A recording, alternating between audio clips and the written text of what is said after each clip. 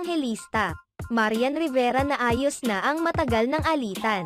Ikinatuwa ng mga fans ni na Marian Rivera at Heart Evangelista ang kanilang pagkakaayos matapos ang matagal na alitan. Agad na napansin ng mga mapanuring mata ng mga netizens na pina-follow na ngayon ni na Marian Rivera at Heart Evangelista ang isa't isa sa Instagram. Matatandaan na nagkaroon ng alitan noon sina Marian Rivera at Heart Evangelista nang magkasama sila sa remake series na Temptation Island na ipinalabas noong 2011. Lagpas isang dekada na nang magkaroon ng hindi pagkakaunawaan ang dalawa, kaya naman marami ang nasiyahan na ngayon ay tila naayos na nila ang anumang gusot sa kanilang pagitan. Ayon sa aming nakalap na impormasyon, pinili ng dalawa na ayusin ang hindi nila pagkakaunawaan sa pribadong paraan.